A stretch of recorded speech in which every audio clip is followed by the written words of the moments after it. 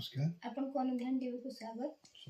आज जो साधारणतंत्र दिवस पालन होचे आपण भारतवासी कोन कहिबे? सर्वप्रथम भारतर ए तिरंगा पताका को भारत माता को मोर कोटि प्रणाम एवं भारतर समस्त जनसाधारण को मोर हार्दिक शुभेच्छा। भारतर प्रत्येक गुरुजन को मोर कोटि प्रणाम एवं मोर सांगसाथी मान को हार्दिक शुभेच्छा। छोट मान को स्नेहर आशीर्वाद।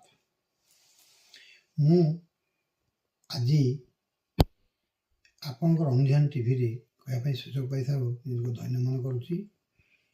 आज आमर 66तम स्वाधीनता दिवस।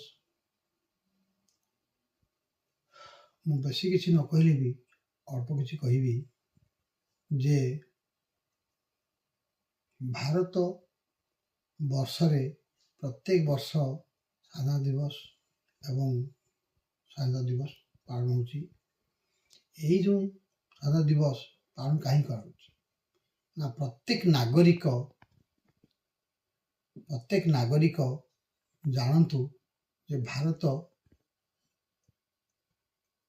1947 मसीह स्वाधीनता पाई 1949 मसीहा जनवरी 26 तारीख रे प्रत्येक भारतवासी प्रत्येक नागरिक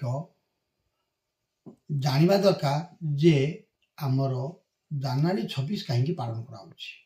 आमर 1949 मसीहा नवेम्बर 26 रे आमर नियमावली सब गृहीत करागला आईन कानून। तापरे 1950 मसीहा जनवरी 26 रे आज कार्यकारी है।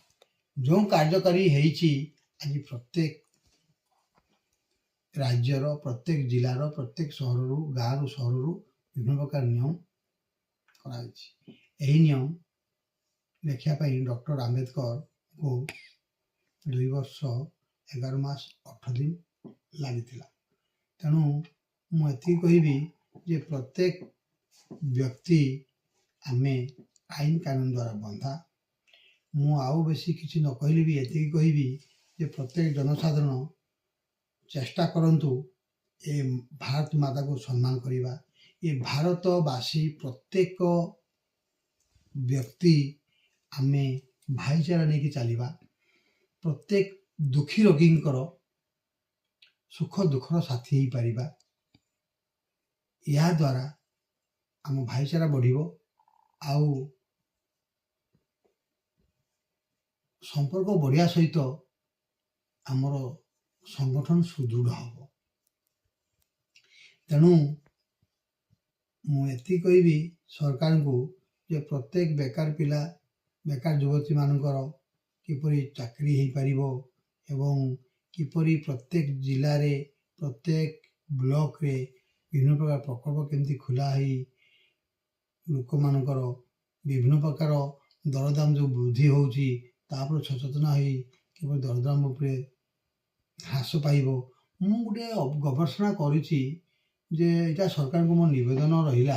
आजिका दिन रे मु देखुची मार्केट रे पनीपरिया हो किंबा फलमूल हो किंबा माछ मांस अंडा हो किंबा आलू पियाज रेशन डाली तेल हो एटा आपनकर माने कंपनी रो जतले मालटा आसुची से जदि 100 टंका रे छाड़ुचंती एठी को पहुंचला को ताको समय कौन करछंती 200 टंका 270 टंका ऐसे कर दउछंती।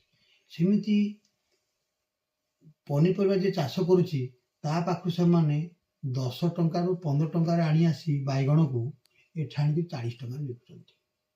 तो एटा ऊपर जदि सरकार माने कि हम राज्य सरकार और भारत सरकार प्रत्येक डिस्ट्रीब्यूटर को नोटिस करते प्रत्येक रिटेलर जो मैंने आणुचंती जे बिकुची आ जे किणुची आनी रिटेलर को बिकुची आ रिटेलर माने जो पब्लिक को बिकुचंती यहाँ गोटे गोटे इन्स्पेक्टर तैयारी होता। फूड इन्स्पेक्टर हो जो फूड इन्स्पेक्टर अच्छा किंबा सेल्स इन्स्पेक्टर हो एम गोटे गठन करा केते बिकिले तांको लाभ रखंतु 10% 20% 30% ଲାଭ ରଖନ୍ତୁ। 30% ଲାଭ ରଖି ପାବ୍ଲିକ ଯଦି ବିକନ୍ତେ ତାହେଲେ ଆଜି ମାର୍କେଟରେ ଏ ଦରଦାମ ଏମିତି ବଢ଼ନ୍ତା ନାହିଁ। ଚାଷୀ କମରେ ପାଉଛି କିନ୍ତୁ ବେପାରୀ ସେ 3 ଡବଲ ଲାଭ ପାଉଛି। ତ ଏଇଟା ଉପରେ ସରକାର ନିହାତି ଗୁରୁତ୍ୱ ଦେବା ଦରକାର। ମୁଁ ଏଇଟା ଗୋଟେ ତାଙ୍କ ପ୍ରତି ଗୋଟେ କ୍ୱେଶ୍ଚନ୍ ରହିଲା, ଆବେଦନ ରହିଲା। ଏଇଟା ନିହାତି ଯଦି ଗୁରୁତ୍ୱ ଦେବେ ପ୍ରତ୍ୟେକ କଲେକ୍ଟର, ଏସ୍ପି, ପ୍ରତ୍ୟେକ ବ୍ଲକର ସ୍ତରୀୟ କର୍ମଚାରୀ, OS, IS ଏ ସମସ୍ତେ ଯଦି ଗୁରୁତ୍ୱ ଦେବେ ତାହେଲେ ପ୍ରତ୍ୟେକ ଜିଲ୍ଲାରେ ଯେଉଁ କମ୍ପାନୀରୁ ମାଲ ଆସି ବିଭିନ୍ନ ପ୍ରକାର ଖାଦ୍ୟ ଦ୍ରବ୍ୟରୁ ଆରମ୍ଭ କରି ବିଭିନ୍ନ ପ୍ରକାର ଦ୍ରବ୍ୟ, କପଡ଼ା ଲତା ସବୁ ତାପରେ ଗୁରୁତ୍ୱ ଦିଅନ୍ତେ ତାହେଲେ ବହୁତ କିଛି ବେନିଫିଟ୍ ପାଇପାରନ୍ତେ। ଏ ଗଲା ପ୍ରତ୍ୟେକ ଶିକ୍ଷକ ଶିକ୍ଷୟିତ୍ରୀ ଯେଉଁମାନେ ଟ୍ରେନିଂ ନେଇଛନ୍ତି ତାଙ୍କ ପ୍ରତି କେମିତି ଚାକିରି ମିଳନ୍ତା। ସ୍ୱାସ୍ଥ୍ୟର ଉନ୍ନତି ପାଇଁ ଯେଉଁ ପିଲାମାନେ ନର୍ସିଂ ହେଉ କି ଫାର୍ମାସି ହେଉ କି ଏଲାଇଡ୍ ମେଡ଼ିକାଲ ହେଉ କି ବିଭିନ୍ନ ପ୍ରକାର ପାଠ ପଢ଼ିଛନ୍ତି ତାଙ୍କର ବି କେମିତି ନିଯୁକ୍ତି ଶୀଘ୍ର ହେଇପାରନ୍ତା। ଏହା ପ୍ରତି ଗୋଟେ ଗୁରୁତ୍ୱ ଦିଅନ୍ତେ। ଆଉ ଗୋଟେ ସରକାରକୁ କହିବି ଯେ ପ୍ରତ୍ୟେକ ପିଲାଙ୍କ ପାଇଁ ଯେମିତି ଆଗ ଗୋଟେ ଲୋନ୍ ମିଳୁଥିଲା। କ'ଣ ଲୋନ୍ ନା ଗୋଟେ ଏଇଟା କ'ଣ DIC ଲୋନ୍ କରୁଥିଲେ ସବୁ। ତ ସେ ଯେଉଁ 5ରୁ 10 ଲକ୍ଷ ଟଙ୍କା ଲୋନ୍ ଯେମିତି ମିଳୁଛି କି ଅନ୍ୟ ଦେଶରେ ଯେମିତି ପାଠ ପଢ଼ିବା ପାଇଁ 10 କୋଟି, 10 ଲକ୍ଷ, 20 ଲକ୍ଷ, 30 ଲକ୍ଷ, 50 ଲକ୍ଷ ପର୍ଯ୍ୟନ୍ତ ଯେମିତି ଗଭର୍ଣ୍ଣମେଣ୍ଟ ଲୋନ୍ ଦେଇଛନ୍ତି, ପଢ଼ି ସାରିଲେ ସେ ସୁଝିବେ। ତ ଏଇ ସିଷ୍ଟମଟା ଯଦି ଛାତ୍ରଛାତ୍ରୀଙ୍କ ପ୍ରତି ରଖନ୍ତେ ତାହେଲେ ବହୁତ ପିଲା ପାଠ ପଢ଼ିବା ପାଇଁ ସୁଯୋଗ ପାଆନ୍ତେ। ଆଉ ପାଠ ପଢ଼ି ଚାକିରି କରି ନିହାତି ଏ ଦେଶର ଭବିଷ୍ୟତକୁ ଭବିଷ୍ୟତକୁ ଉଜ୍ଜଳ କରିପାରନ୍ତେ। ଆହୁରି କହିବି ଏ ସ୍ୱାଧୀନତା ଦିବସ ଆମ ପାଇଁ ଗୋଟେ ସ୍ମରଣୀୟ। ଏଇ ଯେଉଁ ନିୟମ କାନୁନ ସବୁ ଗଢ଼ା ହେଇଥିଲା, ଲେଖା ହେଇଥିଲା, ୟାକୁ ଆମେ ଯଦି ପାଳନ କରିବା ତାହେଲେ ନିହାତି ଆମ ପାଇଁ ଭଲ ହେବ, ଆମ ଛୁଆମାନଙ୍କ ପାଇଁ ଭଲ ହେବ, ଦେଶ ପାଇଁ ଭଲ ହେବ। ତେଣୁ ମୁଁ କହିବି, ମୁଁ ଚାହୁଁନି ଧନ ସମ୍ପତ୍ତି, ଧନ ଦୌଲତ। ମୁଁ ଚାହୁଁଛି ତିରଙ୍ଗାର ସମ୍ମାନ। ମୁଁ ଯାହା କାମ ଜାଣିଛି, ଯାହା କାମ କରିବା ପାଇଁ ଆସିଛି ତାହାଠୁ ଅଧିକା କାମ ଦେଶ ପାଇଁ କରିବି, ଦେଶର ଉନ୍ନତି ପାଇଁ କରିବି। ଯଦି ମରିବି ତିରଙ୍ଗା ପତାକା ତଳେ ମୁଁ ମରିବି। ଆମେ ହିନ୍ଦୁ, ମୁସଲିମ, ଶିଖ ସବୁ ଏକ ହେବା, ସମସ୍ତେ ମିଶି ଏକ ହେଇ ଆଜି ଆମ ଦେଶର ଭାରତ ମାତାକୁ ସମ୍ମାନ ଦେଇ ଆଜି ଭାରତର ନାମ ରଖିବା। ମୁଁ ଆଉ ବେଶୀ କିଛି କହୁନି। ଭଗବାନଙ୍କୁ ଡାକୁଛି ପ୍ରତ୍ୟେକ ଦୁଃଖୀ, ରୋଗୀ, ସୁଖୀ ପ୍ରତ୍ୟେକ ବ୍ୟକ୍ତିଙ୍କର ଉନ୍ନତି ହଉ, ଜଗତର ମଙ୍ଗଳ ହଉ। ଆଉ ଜଗତର ମଙ୍ଗଳ ହେଲେ ନିହାତି ବ୍ୟକ୍ତିର ମଙ୍ଗଳ ହବ। ତେଣୁ ପ୍ରତ୍ୟେକ ନେତା ମନ୍ତ୍ରୀଙ୍କୁ ମୋର ନମସ୍କାର। ଆପଣମାନେ ହେଇଛନ୍ତି ନେତା ମନ୍ତ୍ରୀ, ପ୍ରତ୍ୟେକ IAS ଅଫିସର, IPS ମାନଙ୍କୁ ପୁଣି ନମସ୍କାର। ଆପଣମାନେ ଏ ଦେଶର କିପରି ନାଗରିକମାନେ ସୁରକ୍ଷିତ ରହିବେ, କିପରି ଶିକ୍ଷା ସ୍ୱାସ୍ଥ୍ୟର ଉନ୍ନତି ରହିବ, ପ୍ରତ୍ୟେକ ଚାଷୀମାନେ କିପରି ଧାନକୁ ଭଲସେ ରେଟ୍ ବିକିବେ। ନହେଲେ ଧାନ ବିକିଲା ବେଳକୁ ସେ ଓଜନ ଦାଣ୍ଡିରେ ମାରି ଦେଉଛନ୍ତି। ତେଣୁ ସେ ଚାଷୀ ସେ 2 କୁଇଣ୍ଟାଲ ନେଇକି ଯାଇଥିବ, ସେ 1.5 କୁଇଣ୍ଟାଲ ଦେଇକି ଆସୁଛି। ତେଣୁ ୟା ଉପରେ ଟିକେ ଗୁରୁତ୍ୱ ନିହାତି ଦେବା ଦରକାର।